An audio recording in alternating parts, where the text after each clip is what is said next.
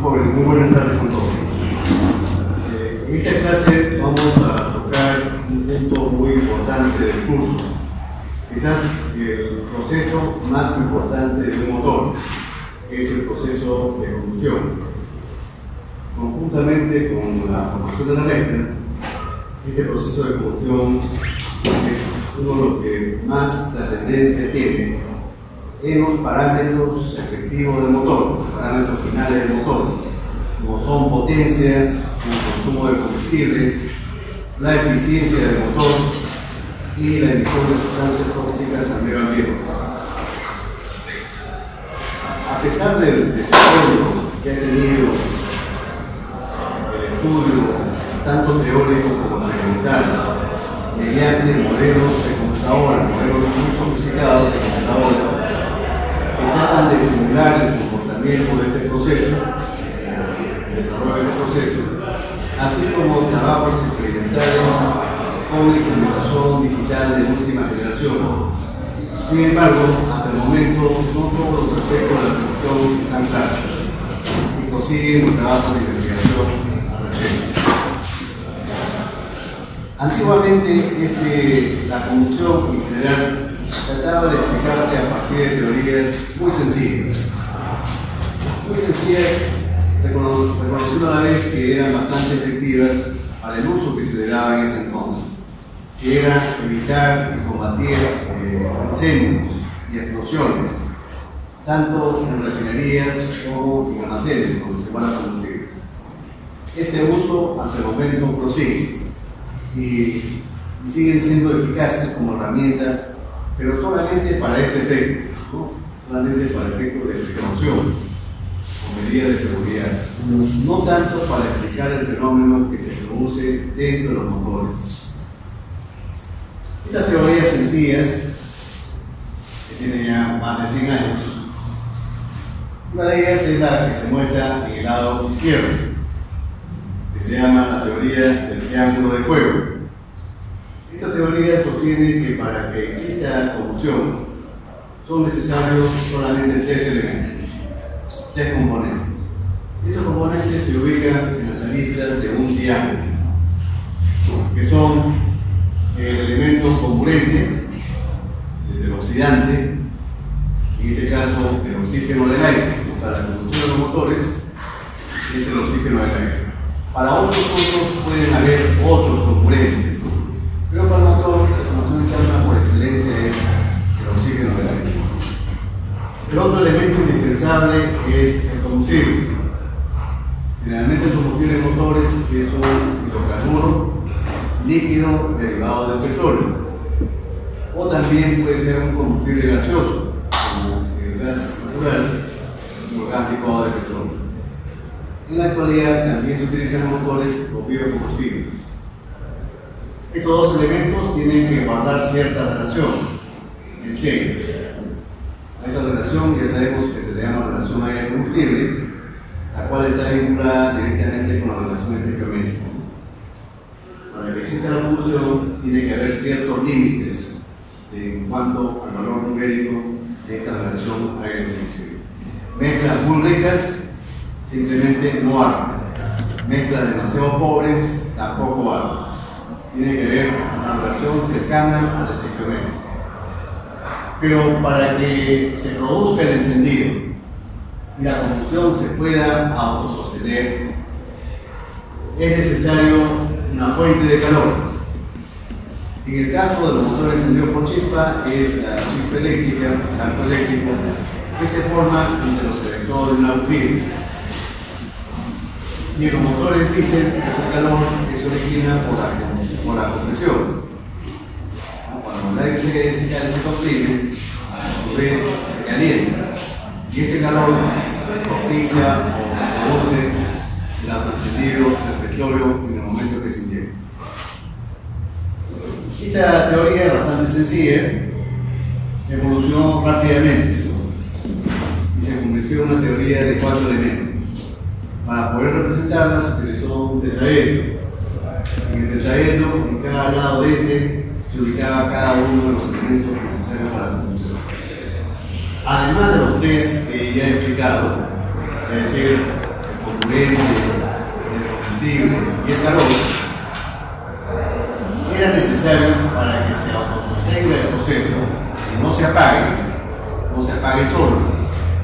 Era necesario un mecanismo, una sucesión de reacción en cadena que va a permitir que la combustión prosiga y no se apague, ¿no? Hasta que los reactivos se consuman totalmente. Entonces, esto es útil, como dije hace un momento, para combatir incendios y explosiones, ¿no?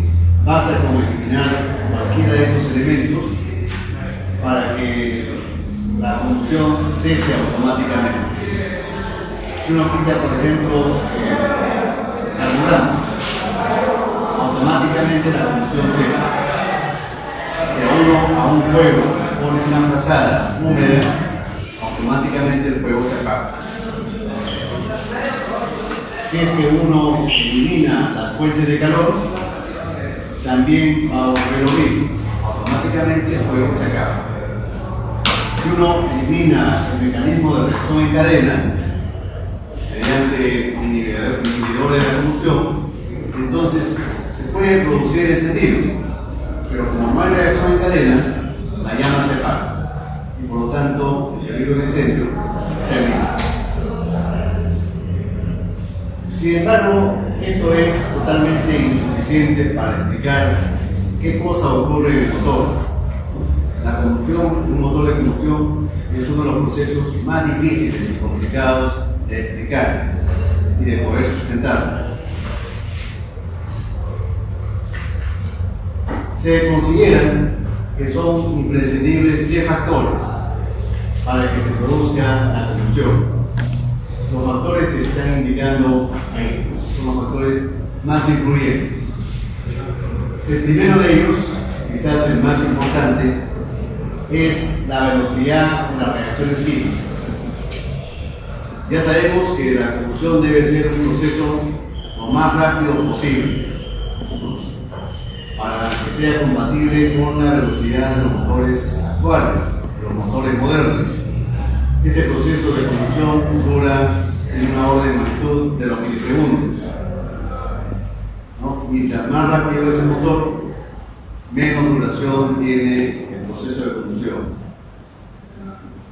Ahora, esta velocidad, como ya habíamos visto en clases anteriores, depende fundamentalmente de la temperatura, ¿no? Hay una fuerte dependencia entre la velocidad de la reacción química y la temperatura. Esta dependencia es de carácter exponencial. Si nosotros queremos que la velocidad sea alta, necesariamente la temperatura también tiene que ser alta. Si la temperatura por algún motivo disminuyera, eso automáticamente vuelve lenta a la reacción química, la ralentiza. Vamos a incluir ese verbo, ¿no?, en nuestro léxico. La reacción química se ralentiza, la combustión se ralentiza, sinónimo de que se vuelve más lenta. Ese término está aceptado actualmente por la academia, por la RAE.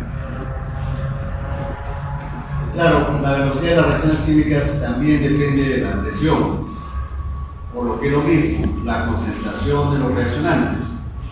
Pero la dependencia es mucho más débil que la temperatura, ¿no? La temperatura es un factor muy influyente sobre estas reacciones químicas. Ahora, para que la combustión se autosostenga, se mantenga sola y no se apague hasta que se consuman los reactivos, es necesario que las zonas que están combustionando localmente en algún punto de la cámara transfieran calor y transfieran masa a las zonas colindantes para que se calienten y además transferir sustancias reactivas que actúen como catalizadores de las partes que todavía no se han encendido. Eso lo voy a explicar un poquito más tarde con más detenimiento. Entonces es necesario que las zonas que están ardiendo transfieran calor y radicales libres a aquellas zonas que todavía no se han encendido, produciéndose la reacción en cadena, imprescindible para que la combustión se autosostenga y no se apague.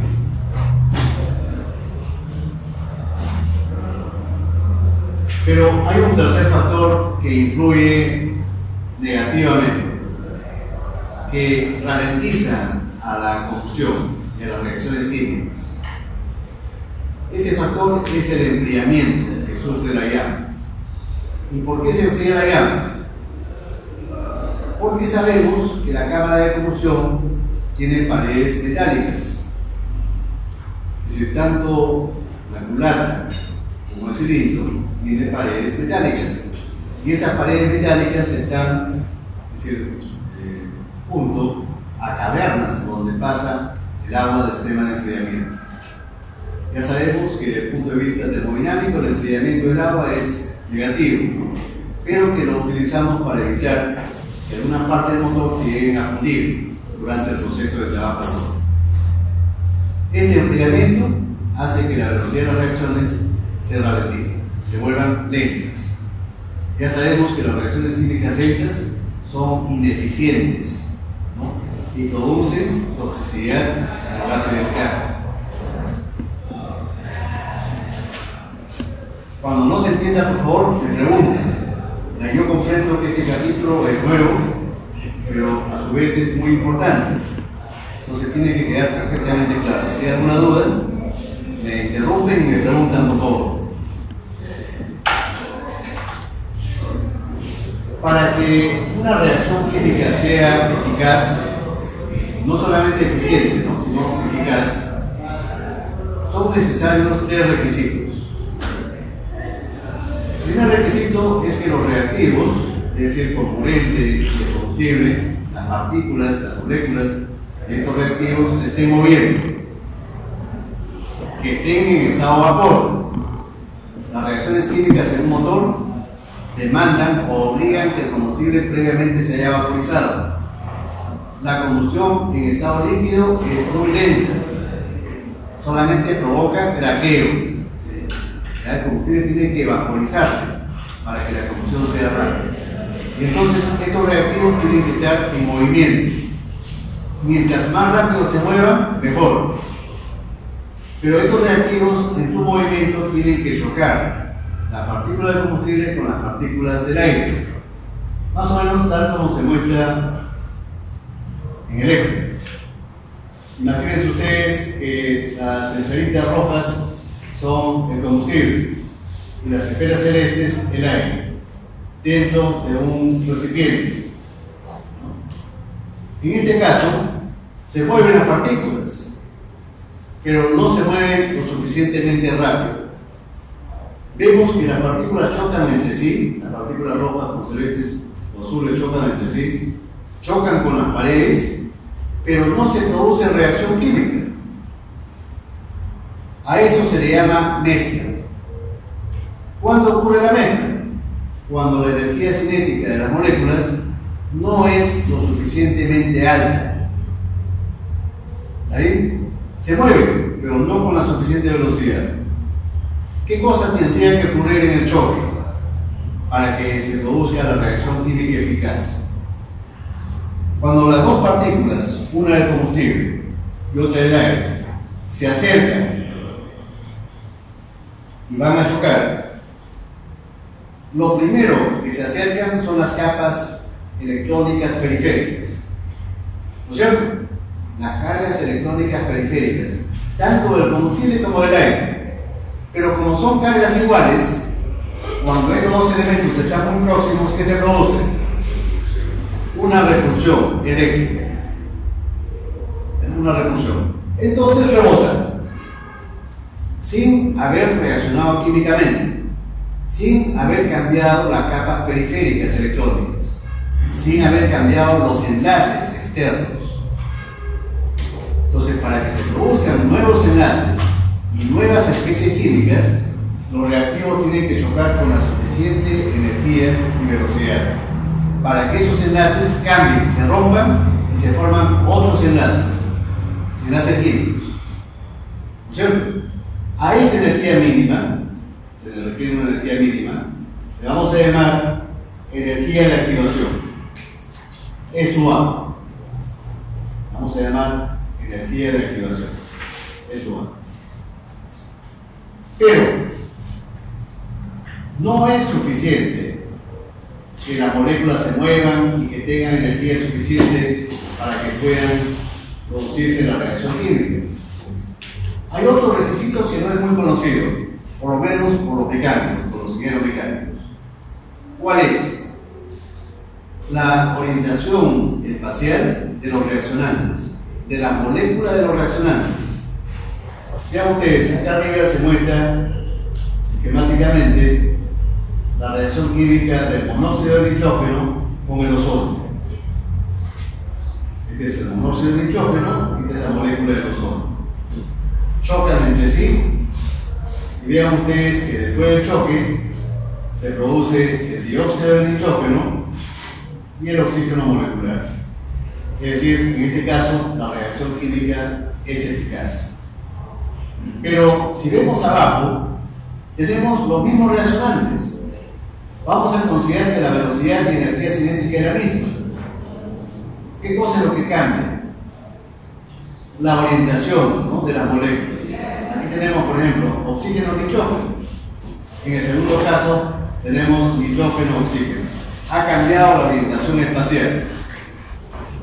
Lo mismo ocurre con el ozono. En el primer caso tenemos dos oxígenos en el frente de choque. En el segundo caso tenemos un solo oxígeno. Por más que tengan la misma energía cinética, después del choque, sorprendentemente, no se produce reacción química. Solamente se ha producido una mezcla. Ese requisito para nosotros no es muy conocido, ¿no? Eso se vuelve a repetir aquí, ¿no? Si la velocidad no es lo suficientemente alta, si la energía cinética media es menor que la energía de activación, a eso, así le vamos a llamar la energía mínima necesaria para que se produzca la reacción química, energía de activación. Quiero que lo apunten y que lo recuerden, por favor. Esa energía de activación es la energía mínima, energía cinética mínima, que deben tener las moléculas para que después del choque se produzca la reacción química respectiva. Si la energía cinética es baja, menor que la energía de activación, simplemente se produce una mezcla, como es en la figura de abajo, en la figura de la derecha, inferior derecha. Una mezcla.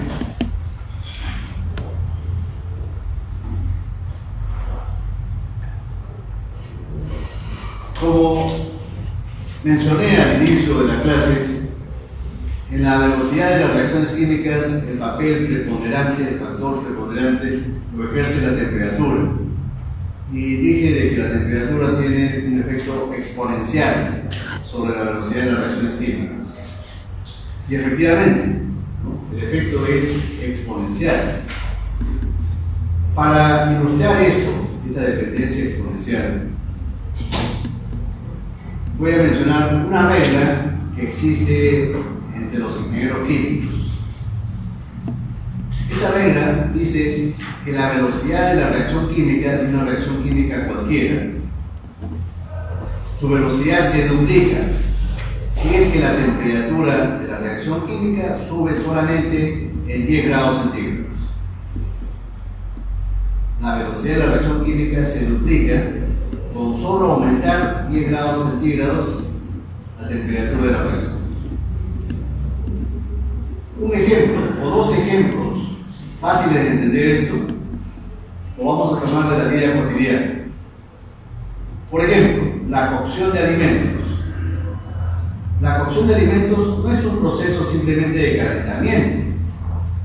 Cuando los alimentos se cuecen, se cocen, hay un proceso de transformación química.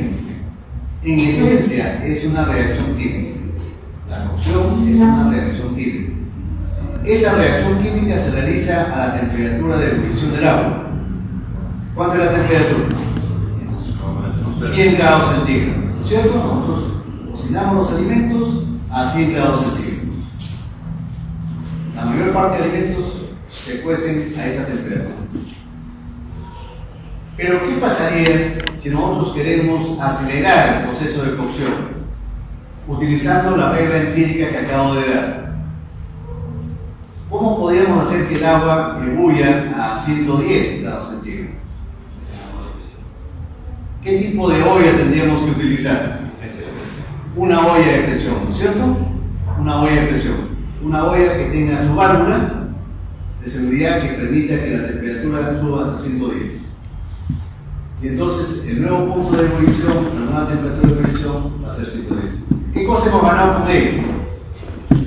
Que la velocidad de cocción se duplique. Y por lo tanto el tiempo de preparación de ese alimento se va a reducir a la mitad. ¿Qué cosa implica eso? Ahorro de combustible y ahorro de tiempo. Las ollas a presión pueden hacer que el agua ebulla a 110, otras a 115 y las más fuertes a 120 grados centígrados. Con 120 grados centígrados la velocidad de cocción se va a cuadriplicar y el tiempo de preparación se va a reducir a la cuarta parte. Por supuesto, es una olla más robusta, más cara. Ahora, en el congelamiento de alimentos, en la conservación de alimentos, también se aplica esta regla sencilla. Si nosotros queremos que un producto, un alimento, se conserve más tiempo, ¿qué hacemos? Lo metemos a la refrigeradora, ¿no es cierto? Si no queremos que se congele, lo ponemos en el habitáculo inferior. ¿Cuánto es la temperatura en ese habitáculo? 3 grados sobre 0, 4 grados sobre 0, 5 grados sobre 0. ¿No es cierto? Supongan ustedes que la temperatura del medio ambiente son 25 grados. Entonces, ¿en cuánto se reduce la temperatura cuando lo metemos en el refrigerador? Bajamos de 25 a 5. 20 grados. Entonces, la velocidad de putrefacción, la putrefacción también es una reacción química. No es cierto que utilizando esa regla podemos decir que se reduce a la cuarta parte. La velocidad de putrefacción se reduce a la cuarta parte, solamente con meter el producto en la refrigeradora. Y entonces el tiempo de conservación se va a cuadriplicar. Ahora, si el producto requiere más enfriamiento, lo metemos a la congeladora. En la congeladora, ¿cuánto es la temperatura dentro de la congeladora, del freezer? Y ahí está bajo cero, ¿no es cierto? ¿Cuánto bajo cero? Menos 10, menos 15 grados centígrados. Supongamos que sea menos 15. Entonces bajamos de 25, más 25, hasta menos 15. La diferencia ahí es 40 grados. ¿En cuánto se reduce la velocidad de putrefacción de ese alimento? 2 a la cuarta. 16 veces. ¿No? Entonces el tiempo de conservación se multiplica por 16. Esa regla que nos indica que la velocidad se duplica cada 10 grados, claro, no es una regla genérica para todos los productos, ¿no? No. Pero más o menos nos sirve como una pauta para ver cómo es la dependencia entre la velocidad y la temperatura. En todos los casos, la dependencia es exponencial. Y en la combustión también ocurre esto. Claro, no se cumple exactamente la regla que por cada 10 grados la velocidad se duplica, pero de todas maneras la dependencia es exponencial. Ahora, si bien es cierto que la temperatura ejerce una influencia preponderante, no es el único factor. La presión también influye. ¿La presión de qué?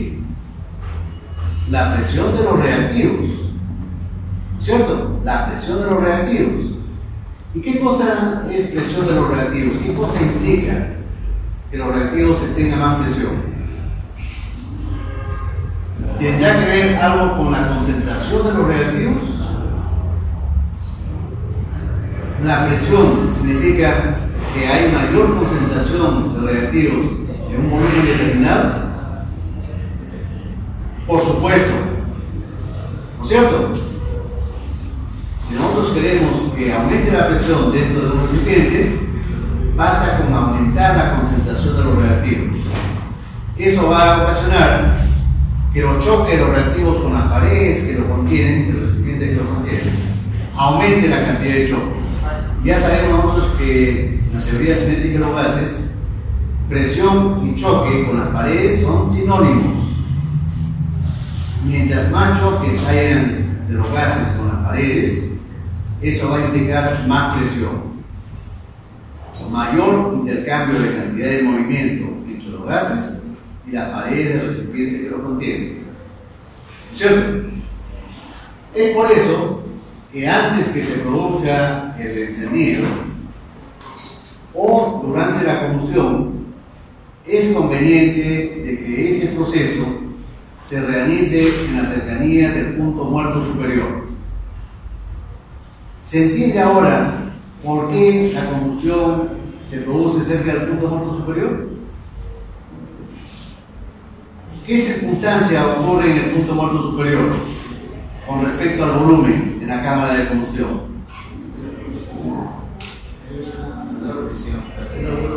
El menor volumen, ¿no es cierto? El menor volumen. Y cuando el volumen es mínimo, la presión es máxima en la compresión, por ejemplo. Y en la combustión también. Nosotros queremos que la combustión se realice lo más cerca del punto muerto superior. Cuando la combustión comienza tarde, se inicia tarde, ya ocurre cuando el pistón se ha expandido, ya cuando el pistón ha bajado. Y cuando el pistón ha bajado y el volumen es grande, la concentración ya es pequeña. Y eso va a ocasionar que la temperatura indefectiblemente baje. Si la temperatura baja, ¿qué cosa le ocurre a la velocidad de la reacción química? Se ralentiza, se vuelve lenta y se vuelve incompleta e ineficaz. ¿Ya? Entonces nosotros queremos que la combustión y el encendido se produzcan cerca del punto muerto superior, porque en ese caso tenemos las mejores condiciones para la velocidad de las reacciones químicas. ¿Está claro? De ninguna forma la combustión puede iniciarse tarde. Eso significa combustión incompleta, ineficiente.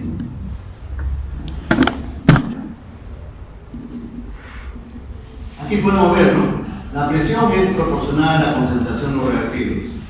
La presión, según la teoría de la ecuación de los gases ideales, es proporcional a la temperatura e inversamente proporcional al volumen. La temperatura, a su vez, es proporcional a la energía cinética. Entonces, por lo tanto, la presión es proporcional a la energía cinética promedio con relación al volumen. Para que surja este cociente, el volumen tiene que ser el mínimo posible.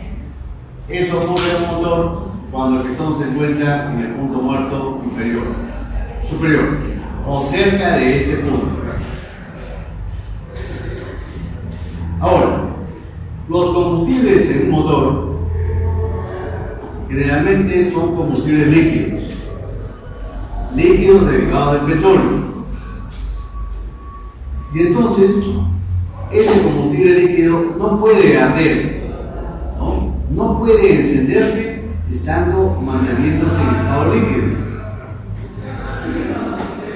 La velocidad de combustión sería sumamente lenta si ese combustible se quemara en estado líquido.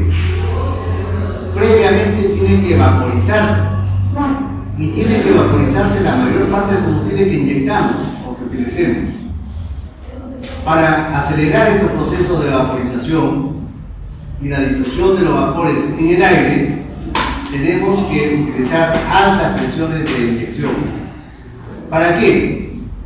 Para que las gotitas pulverizadas sean las más pequeñas, para que el área de transferencia de calor de esas gotitas se incremente notablemente. Y con eso aceleramos los procesos de vaporización y de difusión en el aire. ¿Está claro? Entonces, para que el combustible arda con rapidez, de forma compatible con la velocidad de los motores modernos, es imprescindible que el combustible previamente se haya vaporizado. Los combustibles en estado líquido, que se mantengan en estado líquido dentro del cilindro, solamente producen craqueo, solamente producen hollín, solamente producen combustión incompleta. El combustible líquido tiene que vaporizarse antes de quemarse.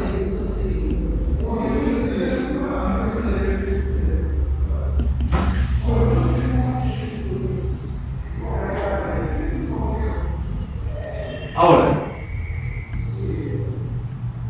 esta teoría que nos indica que la velocidad de las reacciones químicas depende exponencialmente de la temperatura, lo estudia una rama de la ingeniería química o de la química en general. A esa rama se le llama cinética química. Esta rama de la cinética química apareció a fines del siglo XIX, comenzó a desarrollarse. Uno de los iniciadores de esta teoría o esta rama de la química fue un químico sueco llamado Arrhenius. Se lo considera el padre de la cinética química. Incluso Arrhenius, por este trabajo, recibió un premio Nobel.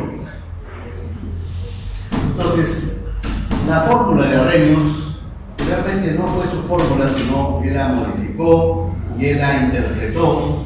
Es la que se muestra en el ECTA. Esta de aquí.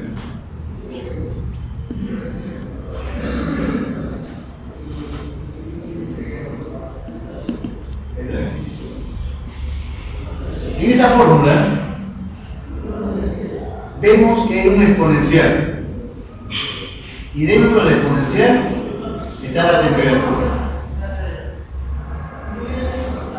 De ahí la influencia exponencial que tiene la temperatura sobre la velocidad de las reacciones químicas. ¿Está claro? Pero ese exponencial, matemáticamente, numéricamente, tiene una circunstancia especial. Ese exponencial es una fracción menor que 1. ¿Y qué significa esa fracción físicamente? Significa la fracción de moléculas de los reactivos que tienen la energía cinética mínima para que después de un choque se produzca una reacción química. ¿Se entiende eso? ¿O lo repito? El último cierre la puerta, por favor. Ese exponencial numéricamente es una fracción menor que 1. Y esa fracción nos indica qué porcentaje, qué fracción de todas las moléculas de los resonantes tienen la energía cinética mínima necesaria para provocar una reacción química. ¿Cómo se llama esa energía mínima necesaria para producir una reacción química? Energía de activación. Energía de activación, efectivamente.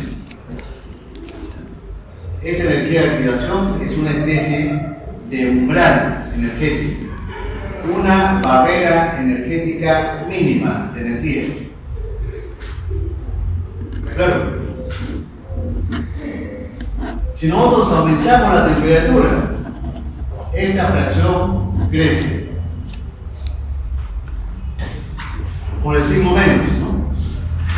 Si la temperatura crece, esa fracción aumenta. Eso ocurre por el signo menos del exponencial. Y crece rápidamente. Para la redundancia, exponencialmente. Ahora, vemos que también la presión ejerce influencia, pero en mucho menor grado que la temperatura. Ya lo había comentado hace un momento, ¿no? Es necesario aumentar la concentración de los reactivos hacer que la reacción química ocurra cerca del punto muerto superior. Con eso garantizamos la eficacia de la reacción química. Ahí se menciona la red empírica, ¿no?, que me comenté hace unos minutos. Ahora, ¿cómo se explica esto con mayor detenimiento, esto de la energía de activación? ¿Cómo lo podemos interpretar? He hecho yo un gráfico, bueno, lo he copiado de internet, lo he modificado solamente, donde en el eje de ordenadas, o de abscisas, perdón, es el tiempo de la reacción química, durante el cual transcurre la reacción química. Y en el eje de ordenadas se ubican la energía de los reactivos, en este punto donde está el cursor, el puntero, y la energía de los productos. Esta distancia vertical entre la energía de los reactivos y la energía de los productos es el calor que se desprende durante la combustión. ¿Ahí? Ahora, si la reacción fuese espontánea, a la temperatura del medio ambiente, ¿qué ocurriría? La reacción química se produciría en forma natural, siguiendo esta trayectoria. Eso ocurriría, por ejemplo, si utilizamos nitroglicerina. ¿No? La nitroglicerina, con un pequeño movimiento, reacciona químicamente a la temperatura del medio ambiente. Pero en el motor no podemos utilizar nitroglicerina, ¿no? Utilizamos un combustible corriente, común y corriente, que es un derivado del petróleo generalmente. Entonces, ¿qué cosa ocurre ahí? La gasolina o el petróleo no van a reaccionar si es que yo le doy un movimiento al motor. Eso no es suficiente, ¿no es cierto? Eso no va a producir nada. Lo mismo, si yo tiro acá, vierto un poco de petróleo o gasolina al piso, tampoco se va a producir la reacción química instantánea, rápida. Se va a oxidar el combustible, sí se va a oxidar, pero a lo largo de horas, ¿no es cierto? De horas. Esa reacción química de oxidación va a ser sumamente lenta a la temperatura del medio ambiente, incompatible con la velocidad del motor, ¿no es cierto? Nosotros sabemos que en cada ciclo y cada combustión debe durar milisegundos. Entonces, tiene que cumplirse otro requisito, un elemento que catalice a la reacción química, que la catalice. ¿Cuál es ese elemento? Calor. ¿Ya? La energía de una chispa o el calor que se produce en la compresión de los motores diésel. Tenemos que catalizar esa reacción. Y entonces, en ese proceso de catalización, se produce un elemento o elementos temporales, parciales, que se llama complejo activado. Estos complejos activados son radicales, libres, que aceleran el proceso de combustión. ¿Está bien? Y entonces, si nosotros hacemos el gráfico de la energía de este complejo activado o de estos reactivos o de estos radicales libres, la distancia vertical que hay entre la energía de los reactivos y el complejo activado, precisamente es la energía de activación. Claro. Con ustedes que tenemos acá el tiempo que dura el proceso de la reacción química, y aquí tenemos energía. En las ordenadas tenemos energía. En un instante determinado tenemos los reactivos antes de reaccionar químicamente con una energía respectiva, energía de los reactivos.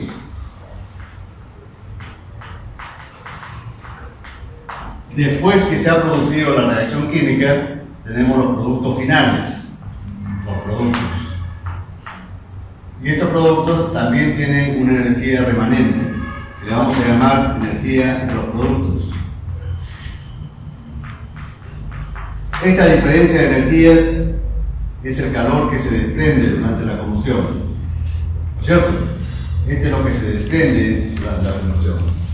Ahora, como lo que utilizamos en el motor no es nitroglicerina, entonces esta reacción espontánea, tal como la estoy dibujando, no se va a producir si es que la temperatura es igual a la temperatura del medio ambiente. No se va a producir. Nosotros tenemos que catalizar a la reacción química, calentarla, proporcionarle una fuente de encendido. Y entonces, si hacemos eso, se van a producir reacciones químicas intermedias, parciales, antes que aparezcan los productos finales. Y entonces aquí aparecen una serie de sustancias inestables químicamente, pero muy reactivas. ¿Ya? A eso se llaman radicales. Y en la figura, ¿qué nombre aparece? Complejo activo. ¿No? Complejo activo. Entonces, estos radicales o complejos activos tienen una energía. Una energía. Y entonces la reacción química, necesariamente para que se produzca con rapidez, tiene que pasar por esa energía. Para que se produzca con efectividad la reacción química. A esta diferencia entre la energía de estos radicales y la energía de los reactivos se le llama precisamente energía de activación.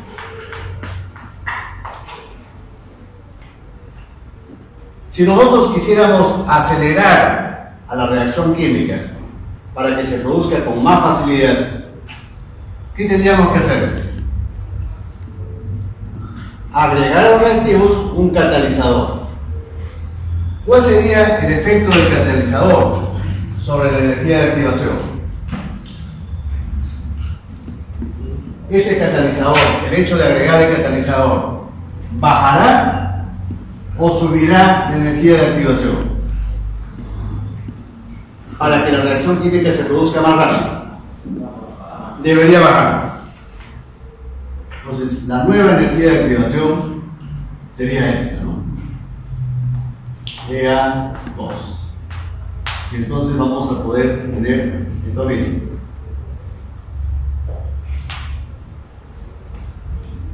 Eso sería, por ejemplo, necesario hacer si el combustible fuese un petróleo, un gasóleo. Hacer que la energía de activación sea pequeña, ¿no es cierto? Para que rápidamente se autoencienda. Tendríamos que echarle un aditivo catalizador. Pero si nosotros quisiéramos que el combustible sea para un motor Eche, ¿qué haríamos? Le agregaríamos un inhibidor. Ya no un catalizador, sino un inhibidor. Ese inhibidor, ¿qué cosa va a hacer? Que la energía de activación esté más alta. Acá, por ejemplo. Y entonces estamos dificultando a que se produzca la reacción química. Tenemos que pasar por otro umbral más alto. Al combustible lo estamos volviendo menos reactivo. Esto es como un inhibidor. Inhibidor. Este es, por ejemplo, para una gasolina de alto octanaje, por ejemplo, gasolina de 90 octanos, ¿qué 90? O 95, ¿qué 95?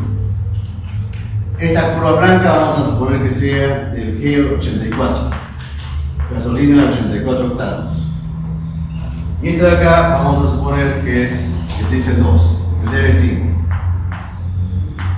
Diésel 2. Entonces, eso más o menos sería el esquema. Ahora, acá podemos observar algo curioso. ¿Acaso esta energía o este calor que se desprende durante la combustión ¿Ha cambiado porque he cambiado el combustible? Ahí gráficamente, visualmente.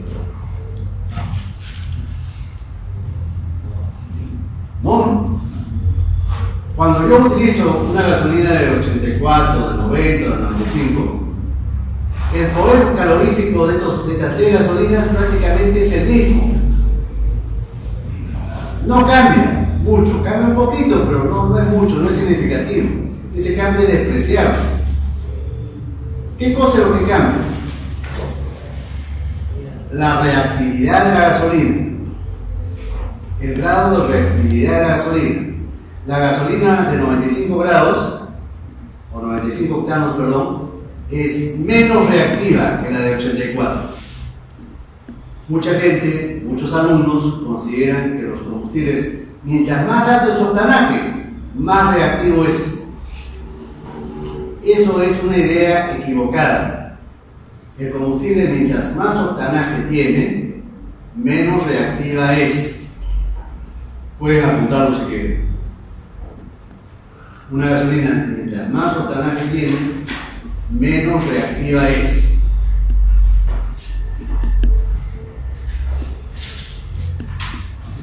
Soporta mejor el otro sentido, ¿no es cierto?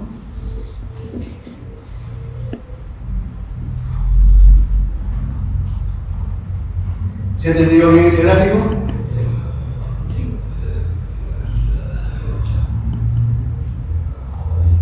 Ahora, ayer estaba viendo un video de YouTube. Este video, vamos a buscarlo. Esos son fósforos, ya que tienen ese ordenamiento, ¿no? Se ha formado un pequeño cuadrado ahí. Todos son fósforos. Y entonces, yo voy a iniciar el encendido con este fósforo más alejado, con este de acá, acercando un fósforo prendido. Y vamos a ver cómo transcurre la combustión. Al inicio la combustión es lenta, relativamente lenta. Pero a medida que va avanzando la combustión en cadena, este es un proceso de reacción en cadena, es decir, la partícula que está ardiendo en un momento determinado transfiere calor y transfiere radicales libres a aquellas zonas colindantes que todavía no han ardido. Y entonces eso tiene un efecto exponencial sobre la combustión. Cada vez es mayor la cantidad de combustible que se está quemando. Cada vez avanza más rápido el frente de llama. Claro, lamentablemente el video no muestra una toma de arriba, que hubiera sido interesante ver la toma de arriba. Lo toma en un costado. Vamos a ver.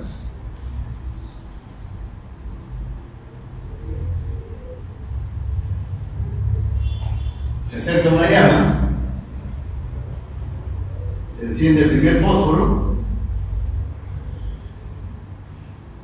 y la llama va avanzando. Lo que está ardiendo en un momento determinado, ¿cómo se llama? Frente de llama. Frente de llama. Lo que está ardiendo en un momento determinado se llama frente de llama. Eso lo voy a explicar en unos segundos. Ya he mencionado este término, pero parece que se han olvidado. Vean ustedes que a medida que transcurre la combustión, se va intensificando. ¿Por qué? Porque cada vez es mayor la cantidad de fósforos que están ardiendo en un momento dado. Cada vez la combustión se vuelve más intensa. Y al final, nuevamente se vuelve lenta, nuevamente se ralentiza, hasta que se apaga, hasta que la llama se extingue. Todo proceso de reacción en cadena tiene tres etapas.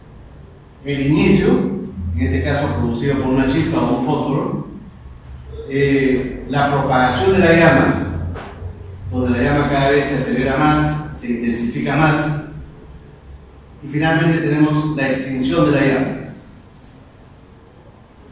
Esas etapas también se cumplen en el motor Echeco: inicio, propagación y extinción. Y eso es lo que queda de la combustión. Ya en forma lenta, vean ustedes. Se va extinguiendo y se va apagando. Las zonas más alejadas es la última que se quema. La zona más alejada es la última que se quema. Hay algunas partes centrales que todavía están ardiendo un poquito. En cambio, las partes periféricas hace rato que se apagaron. ¿Por qué se apagan las externas más rápido? ¿Se notó eso? Algunos fósforos todavía estaban un poco incandescentes, los fósforos centrales.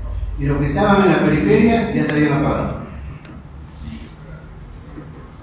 ¿Tendrá que ver esto algo con el enfriamiento que ocurre por la cercanía con el aire externo? Eso es. Se enfría más. Las zonas periféricas son las que se enfrían más rápido. En un motor también ocurre eso. El combustible que está cercano a la pared es el combustible que peor arde. La combustión es más fría. Y ya sabemos que cuando las reacciones químicas se realizan a bajas temperaturas, son ineficientes, son incompletas y son lentas. Producen poco calor. Este es un incendio forestal. ¿Se nota con claridad la foto? Vean ustedes, hay una zona donde en ese momento se está quemando. Es el frente del incendio. Nosotros le vamos a llamar frente de llama. Y en el motor le vamos a llamar frente de llama. Ese frente de llama divide la cámara en dos partes. Y al bosque también en dos partes. En una zona quemada, caliente pero quemada, a la izquierda, arriba. Y una zona todavía por quemarse, todavía intacta, zona no quemada. ¿No? Zona no quemada. Lo mismo ocurre con el motor. Tenemos en un instante determinado un frente de llama. Un frente de llama. A la derecha es la zona quemada, que la he identificado con la letra B. ¿Por qué B? Del inglés burner. Quemado. Burner. Y la parte izquierda, la zona es mezcla fresca. Fresca como sinónimo de que todavía no se ha quemado. Un burner. Un burner del inglés. Claro. Sin embargo, esta zona fresca no es que esté fría. Esta zona fresca está caliente. ¿Y por qué está caliente? Porque el pistón sigue subiendo, lo cual provoca compresión, y además lo que está ardiendo le transfiere calor. Y este calentamiento es casi adiabático. Como es tan rápido, ese calor se acumula en esa zona. No sale afuera, se acumula. ¿Está claro? Ahora, en esta zona donde se está produciendo la llama, ¿cómo evoluciona este frente de llama? ¿Cómo se va transformando? Al inicio, vean ustedes, salta la chispa entre los electrodos de la bujía. Se forma un arco eléctrico muy potente a alta temperatura, teóricamente a 10.000 Kelvin.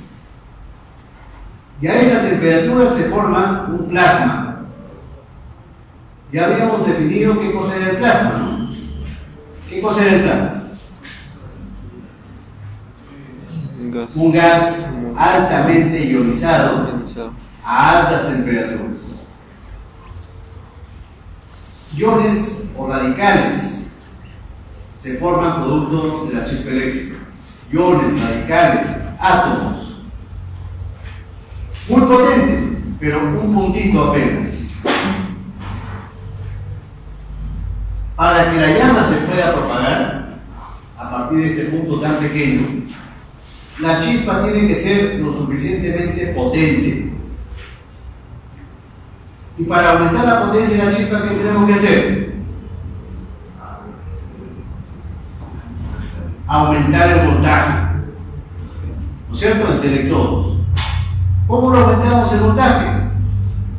O poniéndole una bobina más grande o utilizando encendido electrónico. Con eso aumentamos la potencia de la chispa. ¿Y qué cosa ganamos con que la potencia de la chispa sea más potente? Sea más alta. Una chispa más estable, más segura. Porque puede ocurrir que la chispa sea débil. Eso va a provocar el encendido inicial. Pero como la chispa es débil, el frente de llama avanza un poquito y se apaga.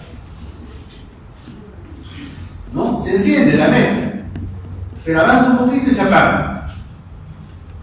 La mayor parte del combustible no se quema, se expulsa al exterior en el proceso de escape, sin quemarse.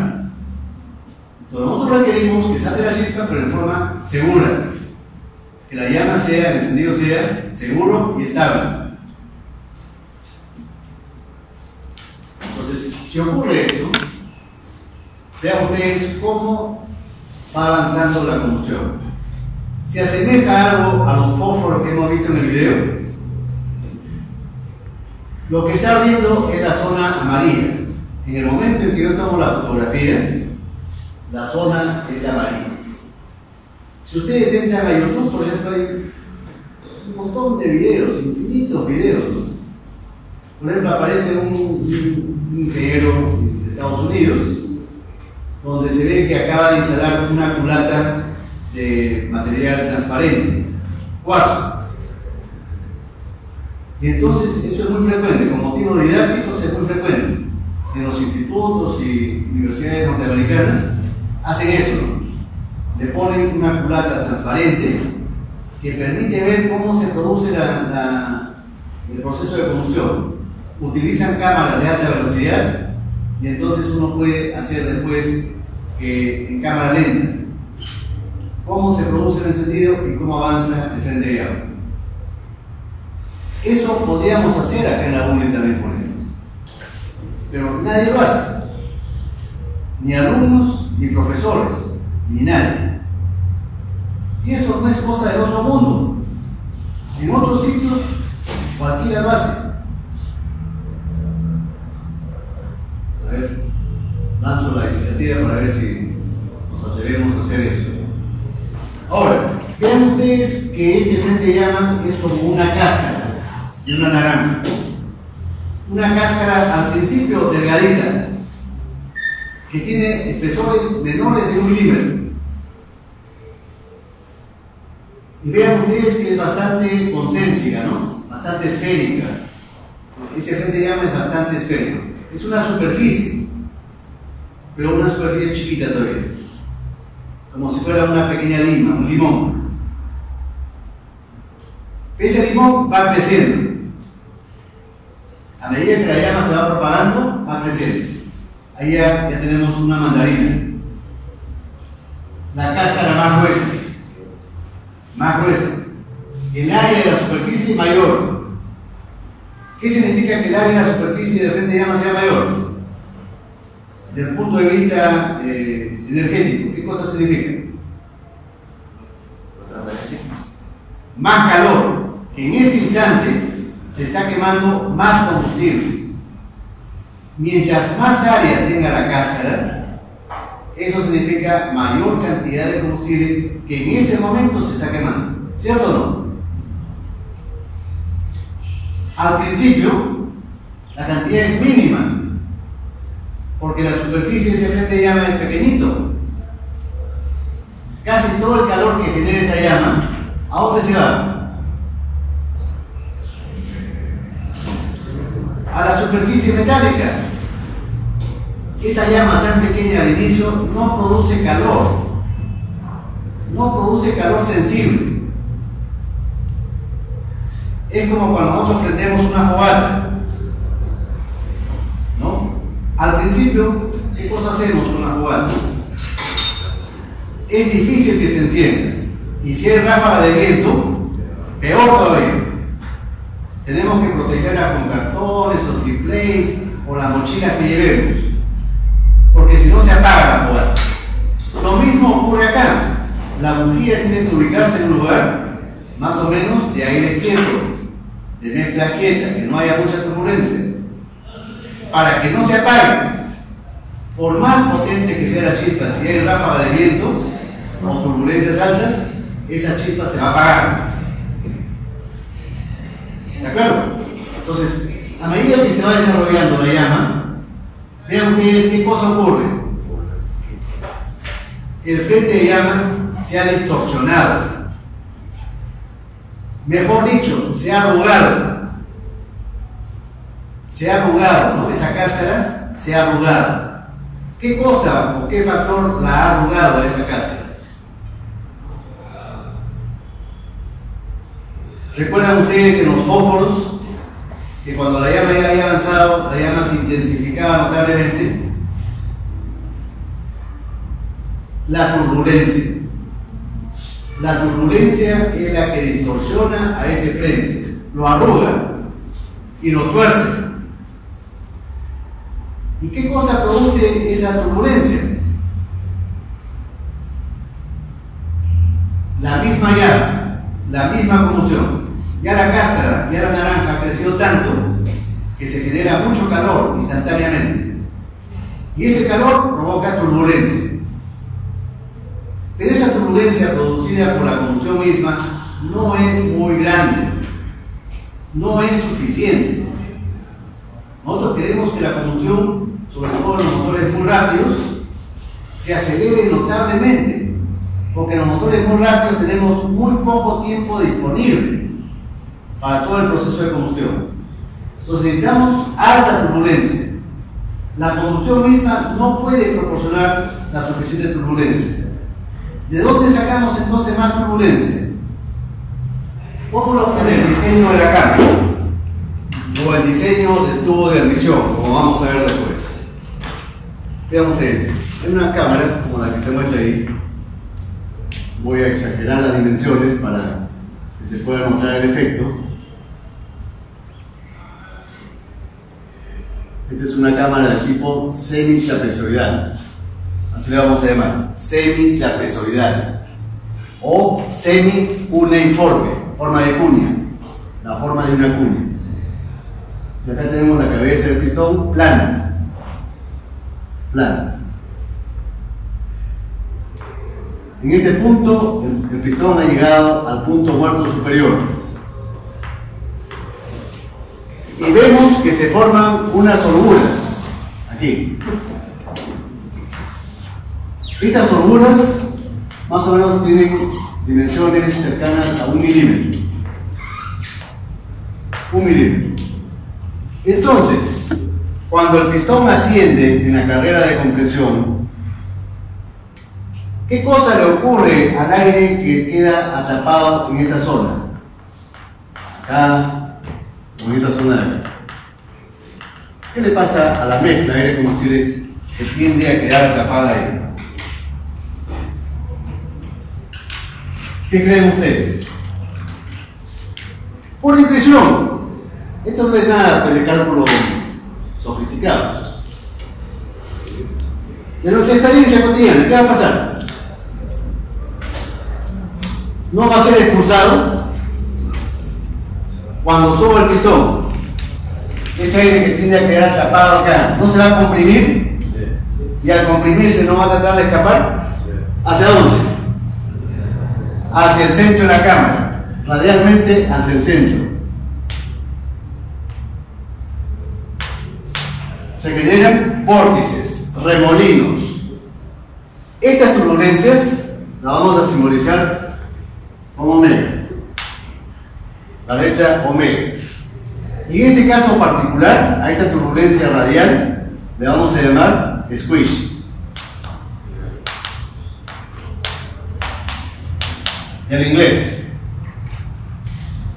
la traducción al español es como palmoteo. Palmoteo. Squish. Esa turbulencia, ¿dónde se encuentra ubicada la bujía? Hemos dicho que la ubicación de la bujía tiene que ser en un lugar relativamente quieto, donde no haya mucha turbulencia. ¿Dónde es ese sitio? ¿Será acaso aquí? ¿Ahí estará la bujía? No, ahí hay alta turbulencia. ¿Será un buen sitio aquí?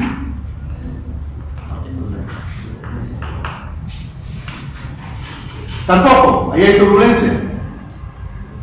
¿No? Entonces la mejor forma, la mejor ubicación, perdón, es acá. Y entonces, al principio, el frente de llama avanza con lentitud.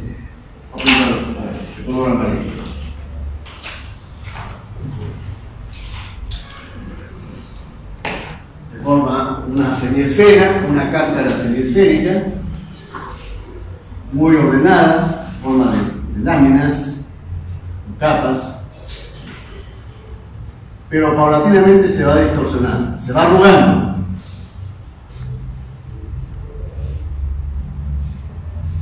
Ya hemos dicho que lo que arruga, lo que provoca esta distorsión del frente de llama es la turbulencia. En este caso, el squish. El squish arruga a ese frente de llama. Y cuando lo arruga, ¿qué le pasa al área de la cáscara?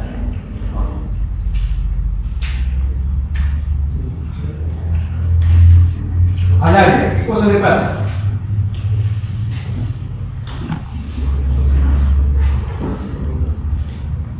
Una superficie arrugada ¿no es mayor que una superficie lisa? De las mismas dimensiones. No es una mayor área, una mayor superficie si es que es arrugada. Por supuesto. Y si el área aumenta, ¿qué cosa significa con respecto al calor generado en ese instante? Aumenta. Si en un instante determinado aumenta la cantidad de combustible que se está quemando en ese momento, aumenta el calor que se desprende. ¿Cierto o no? Eso no lo estamos provocando con la turbulencia, con el squish. Cuando prendemos una fogata, ¿no ocurre lo mismo? Una vez que los maderos gruesos ya comienzan a arder, ¿no es cierto que sacamos todos los cartones y todos los triplejes que habíamos puesto inicialmente? Cuando nosotros encendemos una fogata también pasa lo mismo. Una vez que los maderos gruesos ya están ardiendo, sacamos todos los cartones y triplejes que habíamos puesto. Y si hay pequeñas ráfagas, mejor todavía, porque sabemos que eso va a avivar a la fogata. Para eso hemos prendido la fogata, ¿no? Para que nos dé calor y luz. Acá lo mismo. Ese squish va a acelerar, va a intensificar a la combustión. Y entonces, cada vez ese frente de llama se va a distorsionar y a deformar más. Incluso lo va a romper a veces al frente de llama. Lo va a engrosar, la cáscara se va a engrosar y se van a desprender zonas de gas ardiendo. Y esto aumenta más todavía el área de transferencia de calor y de difusión de los radicales libres. Hay que notar acá que esta llama avanza porque se está transfiriendo a las zonas colindantes no solamente calor, sino que más también. Masa. ¿Qué masa? Radicales, iones, átomos, etc. Todas estas sustancias son muy reactivas químicamente. Reactivas. Y se utilizan como catalizadores de la zona que todavía no se ha encendido. ¿Qué les parece? No solamente se transfiere calor, sino catalizadores. centros activos, sustancias activas químicamente, radicales, iones, átomos. Esas son especies transitorias, ya que aparecen y desaparecen durante la reacción química, pero se utilizan como catalizadores de la zona que todavía no ardió. Pero, ¿qué cosa ocurre al final de la combustión? Vean, ¿qué cosa le pasó al frente de llama? De lo que estaba tan grueso y tan distorsionado, se adelgaza nuevamente y se vuelve más uniforme. ¿Qué le ha pasado a las últimas capas?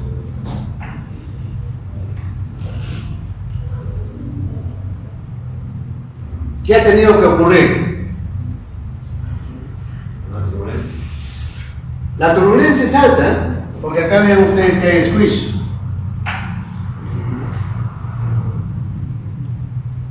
¿Qué ha pasado? ¿Recuerdan ustedes el ejemplo que pusimos la clase pasada?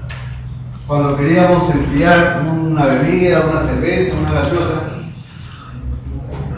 ¿Dónde poníamos nosotros a la gaseosa? En una lista, ¿no? Y mejor cerca del vértice. ¿Por qué motivo? Porque localmente esa zona del freezer era la que tenía mayor relación área-volumen. Área de transferencia por unidad de volumen. Y dije adicionalmente que las zonas o los cuerpos que son agudos, que son filudos o son planos y delgados, tienen alta relación área-volumen, como por ejemplo nuestras orejas. ¿Y ese ejemplo no? Sí. Entonces, no es cierto que esa cámara, en la zona más alejada de la bujía, cada vez es más plana, cada vez es más puntiaguda en esta zona de acá. Ahí. Es la zona que más rápido se enfría.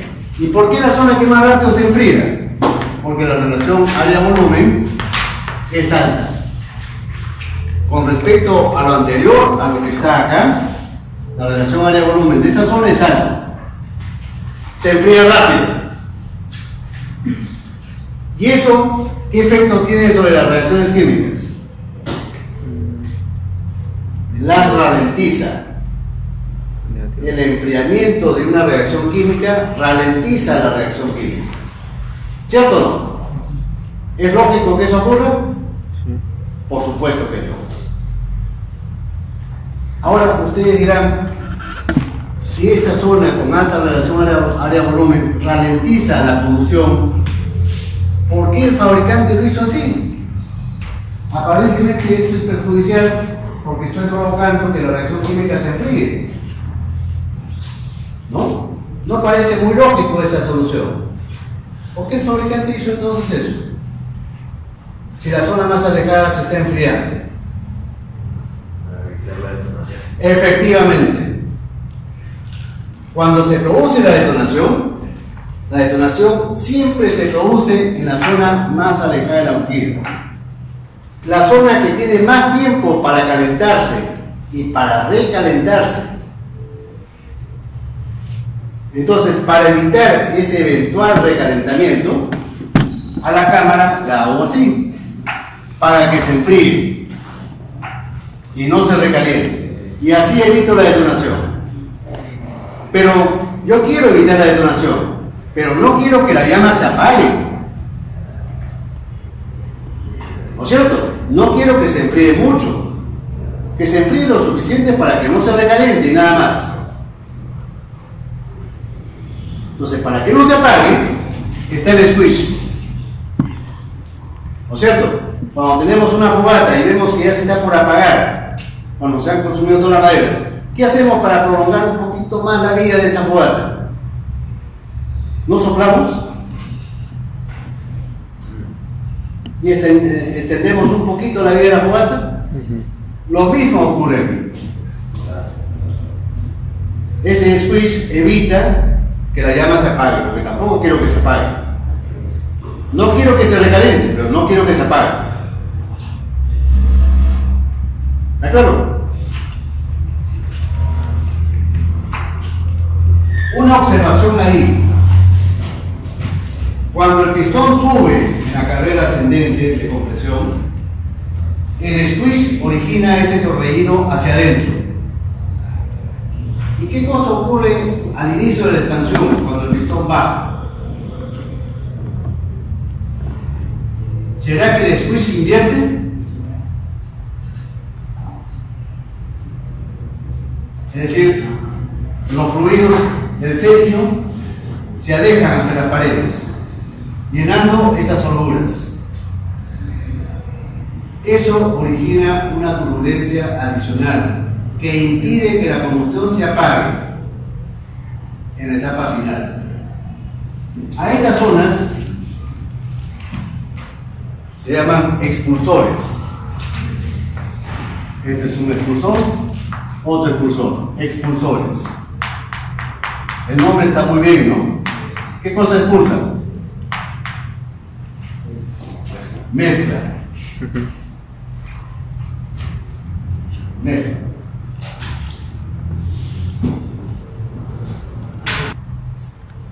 Este no es una figura animada, ¿no? Lo que veo es superpuesto varias figuras en forma consecutiva. Toda da la sensación de movimiento. Para que vean todo el trabajito que me di. No lo he hecho ahora, no estoy haciendo ciclos. ¿Sí? Pero son figuras superpuestas. Todas idénticas, solamente con diferente zona roja, ¿no? Esto es la secuencia. De 1 hasta 8. Miren ustedes, la llama nace laminar, se inicia laminar, se va propagando, se va formando el frente de llama, comienza la propagación laminar, después se vuelve paulatinamente turbulenta, ¿no? Este frente se vuelve turbulento. Estos términos de laminar y turbulento tienen mucha analogía con mecánica de fluidos, ¿no? Acá la superficie del frente de llama se arruga más, se retuerce y se rompe. Se retuerce y se rompe. Aquí se retuerce más todavía. Pero al final de la combustión nuevamente se vuelve laminar, ¿no? Tiende a volverse laminar. ¿Por qué? Por el enfriamiento que expliqué, ¿no? En esa zona rápidamente se enfría la llama. Eso provoca que las reacciones químicas se vuelvan lentas.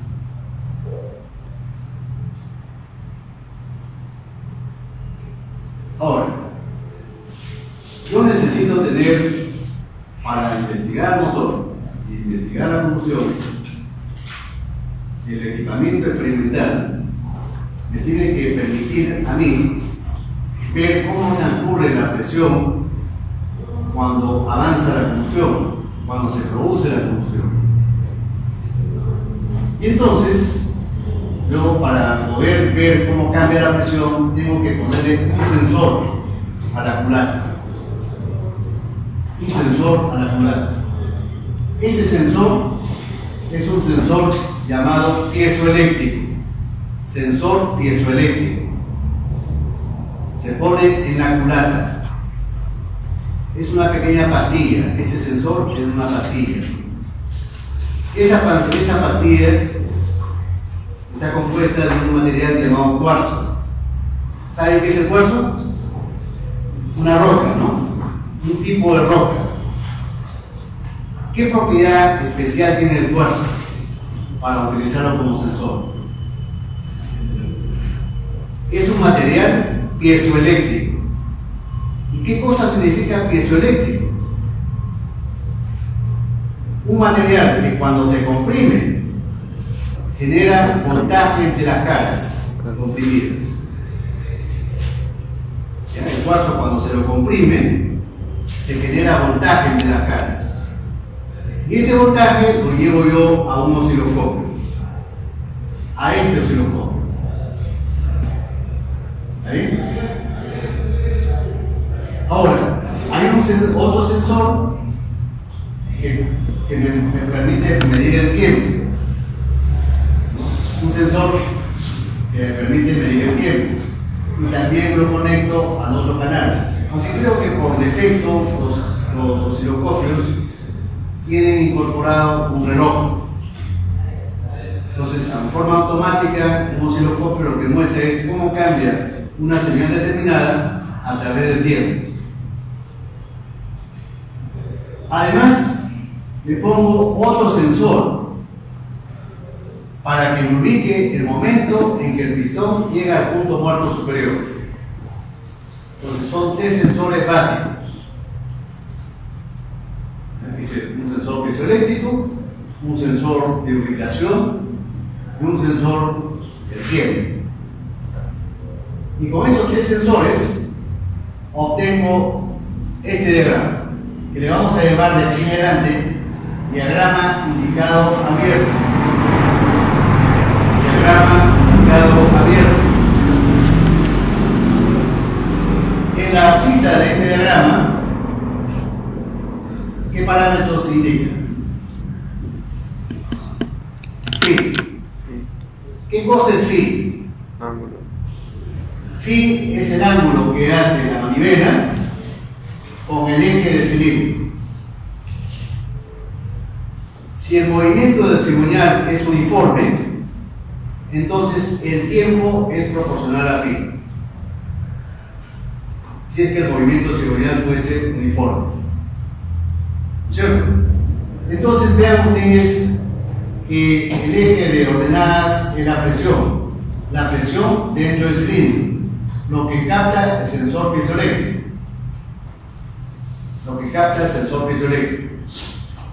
Y además vean ustedes que se indica la ubicación del punto muerto superior. Esta línea punteada indica la ubicación del punto muerto superior. Ese sensor está ubicado en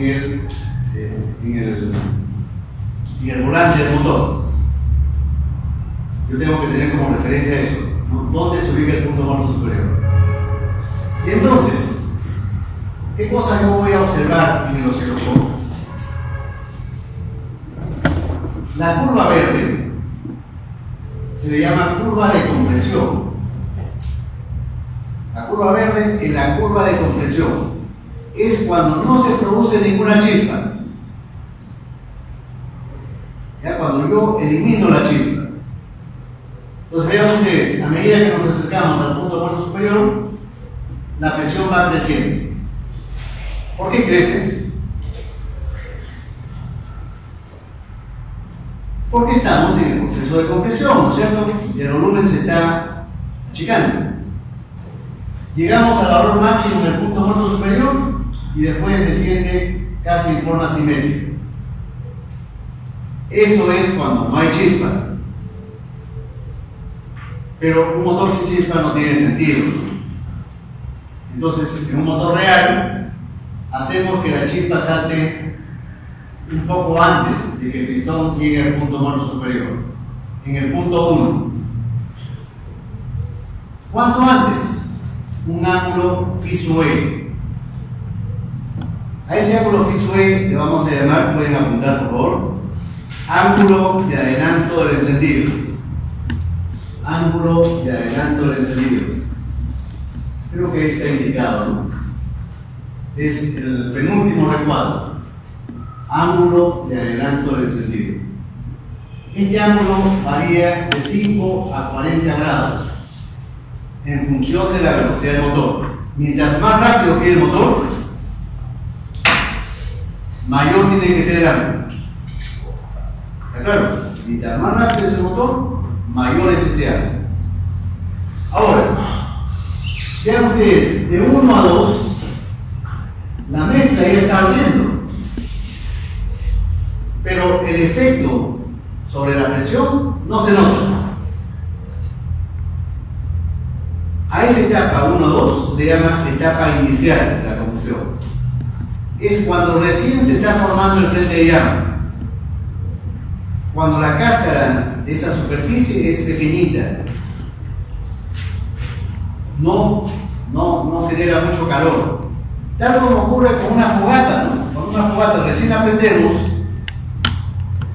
genera poco calor, ni se siente prácticamente. Solamente la vemos, pero no abriga nada. A la combustión le pasa lo mismo. En la etapa inicial no se genera mucho calor, porque la cáscara es pequeña. Casi todo se pierde hacia las paredes. Casi todo el calor generado en la combustión se pierde en las paredes, hacia el refrigerante. Eso es muy parecido a lo que ocurre con una fogata física, real. Ahora, a esa etapa le vamos a llamar etapa inicial, θ1. La duración angular va a ser θ1. θ1. Ahora, en 2 pasa algo peculiar.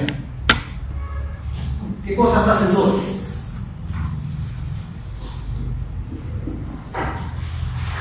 Vemos que las dos curvas se separan.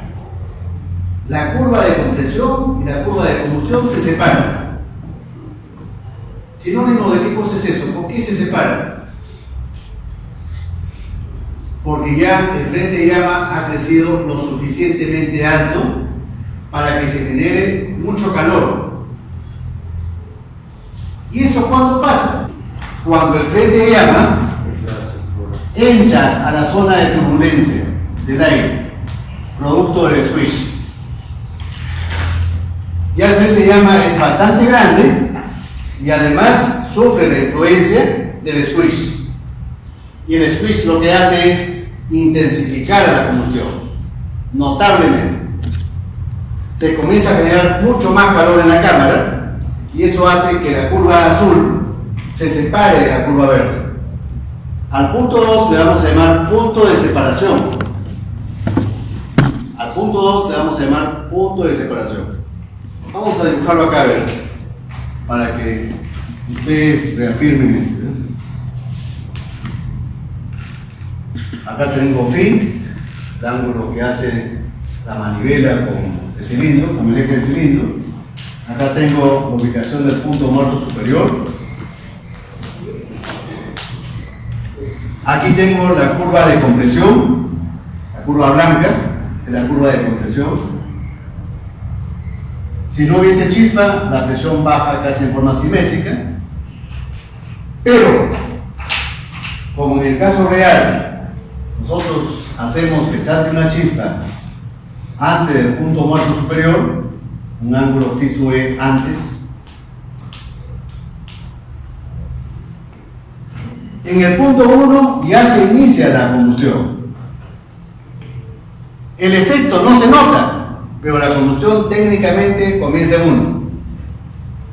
Al principio no se nota la diferencia y las dos curvas se superponen hasta el punto 2. Al punto 2 le habíamos puesto punto de separación. En 2 se genera la suficiente cantidad de calor para que las curvas se separen.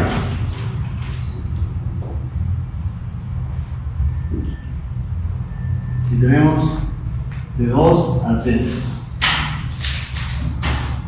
De 1 a 2 le habíamos llamado etapa inicial. De 1 a 2 es la etapa inicial.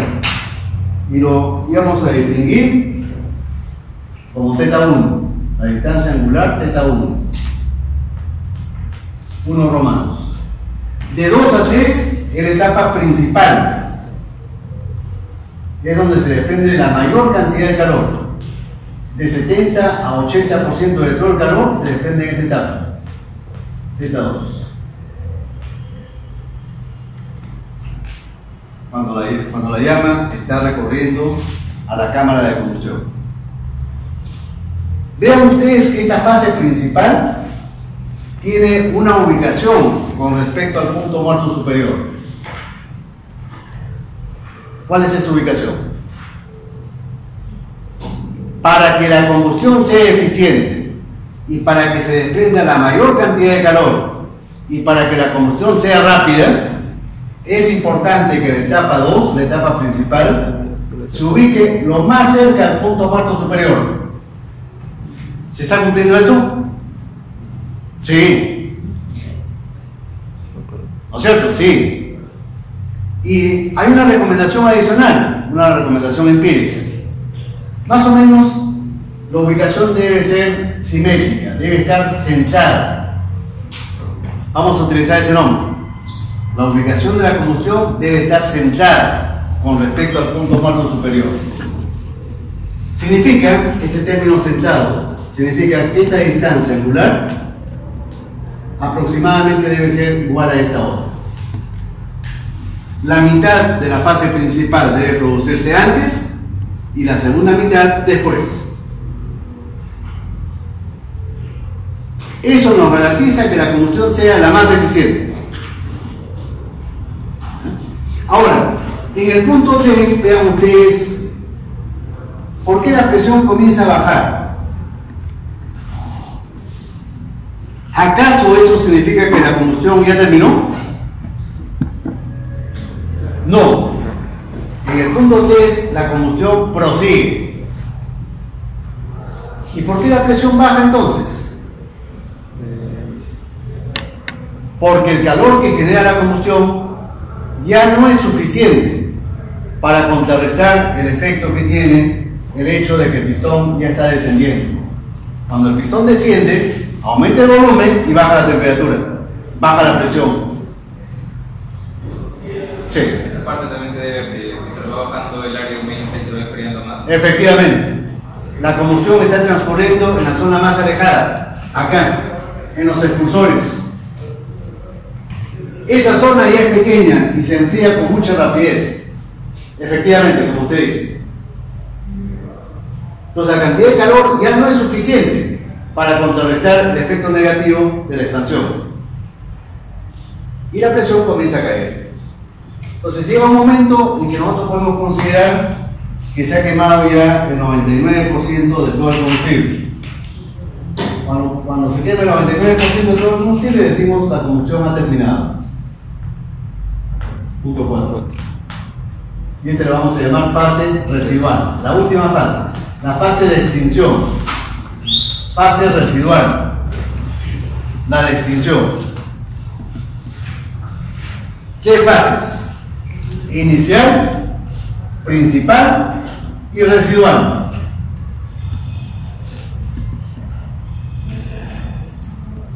Ahora, ¿qué pasaría si yo, por ejemplo, adelanto el encendido? El encendido yo lo puedo cambiar a discreción. El usuario lo puede cambiar a discreción, generalmente. Salvo que sea el sistema de encendido electrónico, ¿no? Donde se requiere un escáner o equipos especializados. Pero si el automóvil es convencional, de generación antigua, entonces yo lo puedo cambiar. ¿Qué cosa implica cambiar el punto de inicio de la combustión? El punto de encendido. Que el punto 1 se va a producir antes con respecto al punto muerto superior. La chispa va a saltar antes. ¿No es cierto? Si yo lo atraso, entonces el punto 1 se mueve a la derecha y el ángulo fijo E disminuye. Eso también lo puedo hacer. Yo como usuario lo puedo hacer. Y entonces, ¿qué va a provocar eso? Si yo adelanto el encendido, el punto 1 se va a ubicar más a la izquierda y entonces la combustión, vean ustedes qué va a pasar.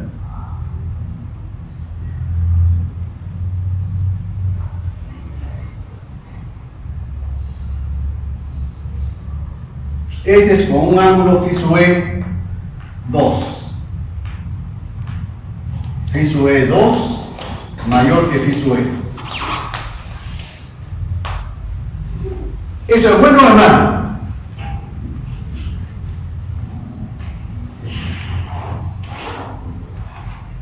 ¿Qué opinan? ¿Lo que he hecho es bueno o es malo?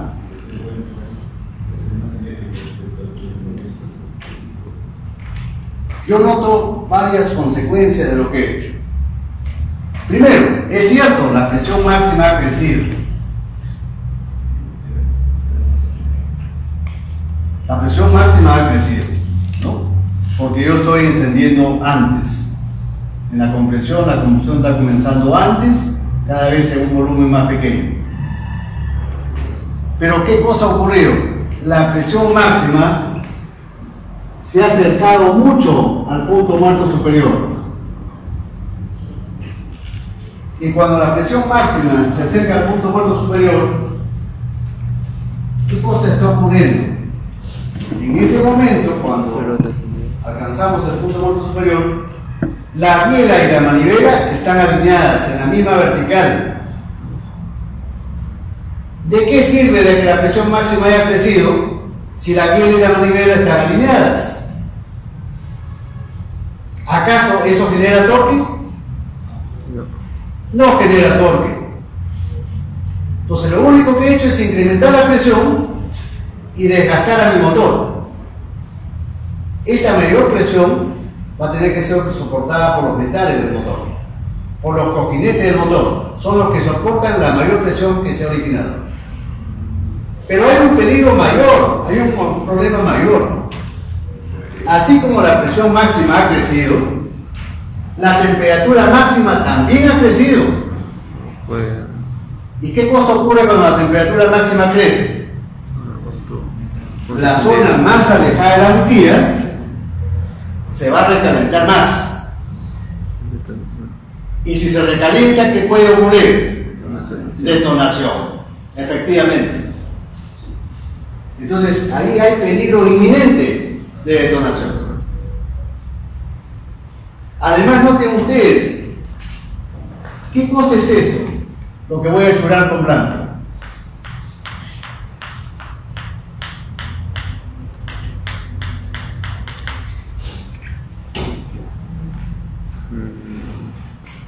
¿Cómo lo puedo interpretar, esa zona churada en blanco? No la podría interpretar como que estoy consumiendo más trabajo durante el proceso de compresión. La presión en la compresión se ha incrementado.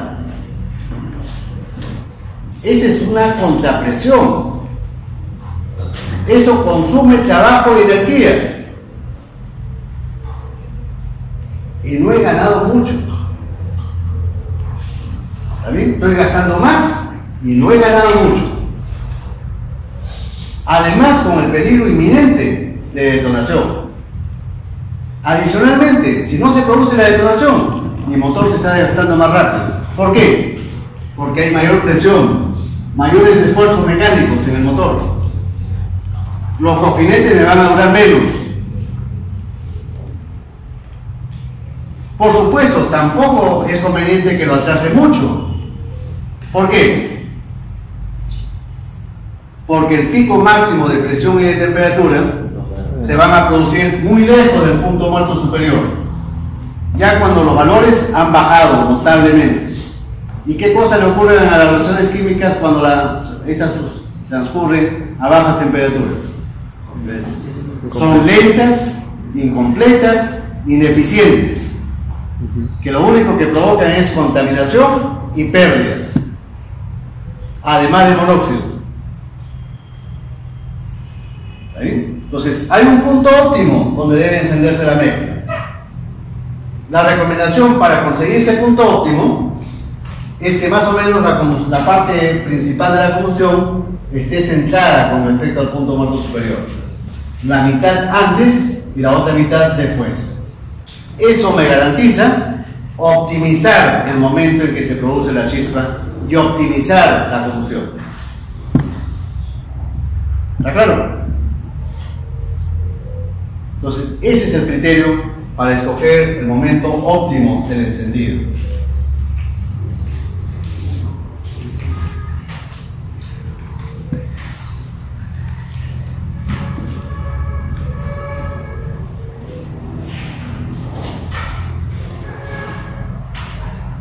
Ahora, ¿hay alguna pregunta, por favor?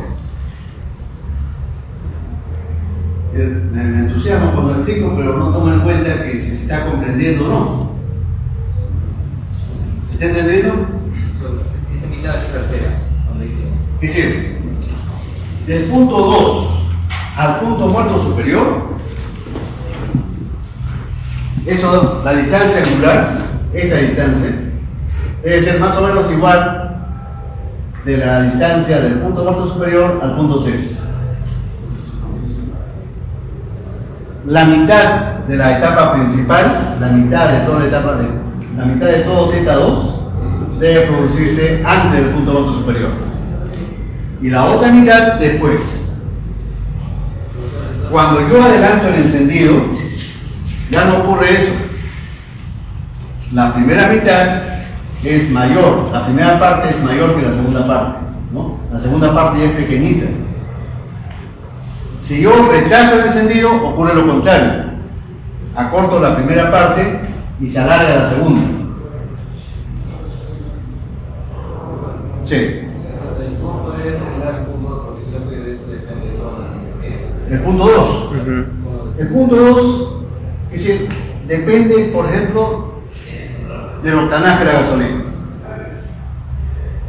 Si la gasolina es de mayor octanaje, entonces estamos hablando de una gasolina menos reactiva.